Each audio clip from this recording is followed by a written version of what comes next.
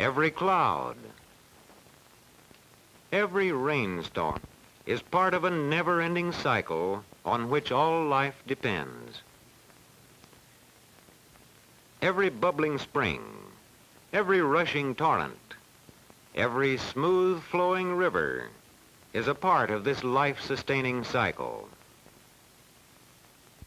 In this cycle, water from the broad expanse of ocean evaporates and forms clouds.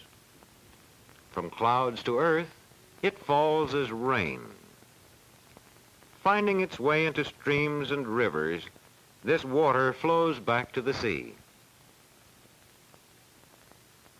Let us examine this cycle again more closely.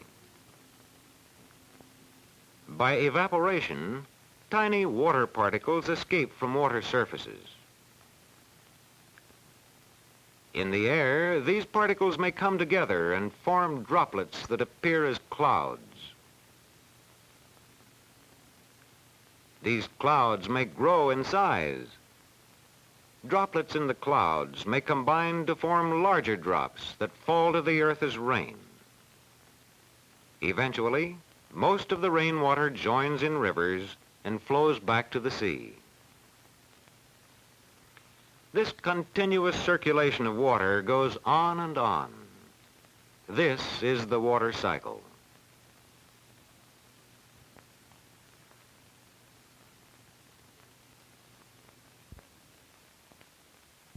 Let us consider the evaporation phase of this cycle. Water, like all matter, is made up of extremely small particles called molecules. These molecules are always in motion. Some of the faster-moving molecules escape from the surface and enter the air above. This is evaporation. A few of them return.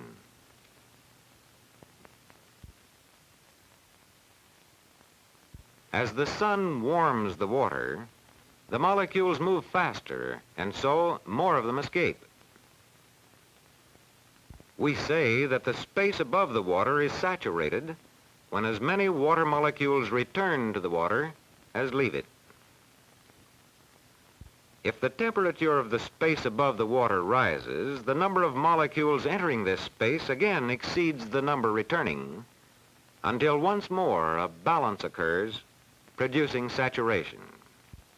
If the temperature of the space falls, some of the molecules form droplets of water. This is condensation. This condensation may form clouds close to the surface of the earth. Such clouds we call fog. Ordinarily, however, when we speak of clouds, we mean those that form higher in the sky. The formation of these clouds depends upon the movement of air. Warm air near the Earth's surface upward because it is less dense than cold air. As a current of warm air rises, the pressure of the atmosphere upon it decreases and the air expands and cools.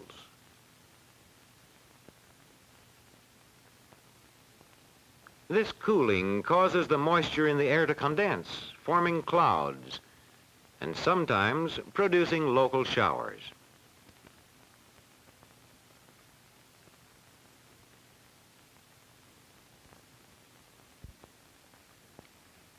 When a large mass of cold air, as represented here at the right, meets a large mass of warmer air, as represented at the left, the warmer air rises, expands, and cools.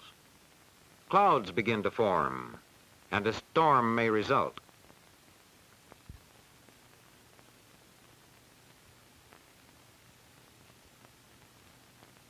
Here we see such a storm developing. This kind of storm may extend over a broad geographical front.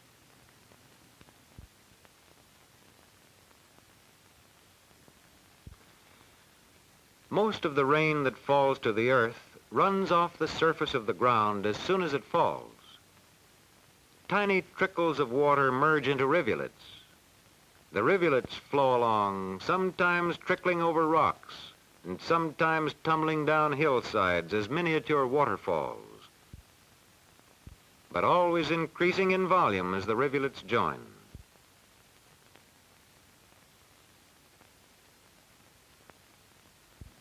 Mountain streams churn along their rocky ways down the steep slopes.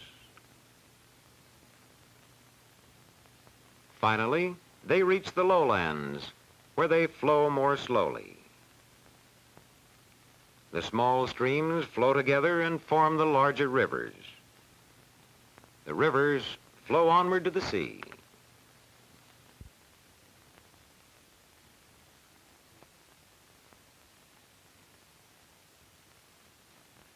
Some of the water that falls to earth sinks into the ground and seeps slowly downward through the porous layers until it reaches a depth where the soil is already saturated.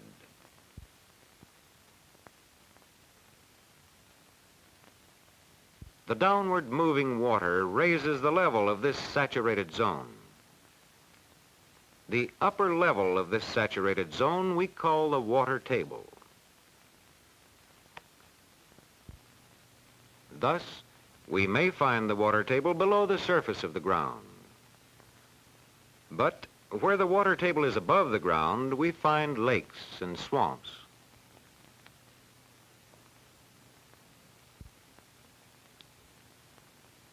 At all times, there are some molecules of water that rise to the surface of the ground and escape by evaporation.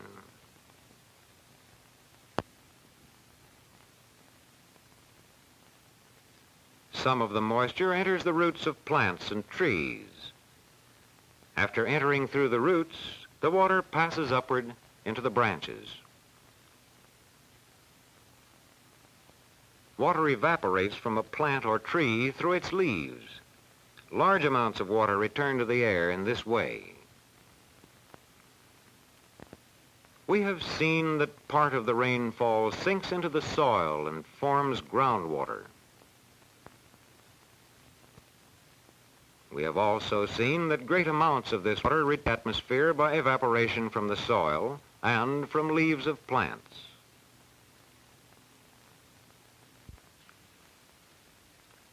But again, most of the water that falls as rain flows through rivers to the sea. During heavy, prolonged rain, large amounts of water may reach the rivers, causing destructive floods. Man cannot control the amount of rain that falls to earth and swells the rivers. But to some extent, he can prevent floods such as these by controlling the circulation of surface water.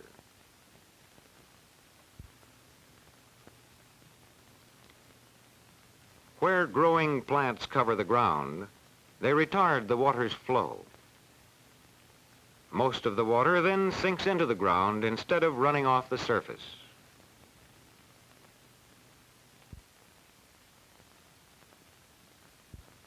But wherever erosion has left barren ground and deep gullies, dams made of earth and brush may be used to control the flow of water. Large dams such as this one provide constant control of mighty rivers. In times of heavy rainfall, this dam holds back the floodwaters.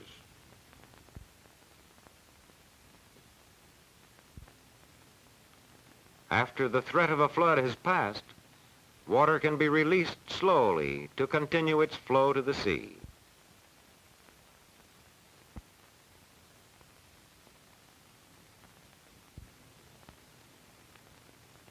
We have seen how flowing water can be retarded by vegetation and by dams, great and small, for man's use as well as for his protection. But evaporation of water from the ocean, formation of clouds in the sky, precipitation of rain from the clouds, and circulation of rainwater on the earth go on and on. Without this eternal water cycle, life on Earth could not exist.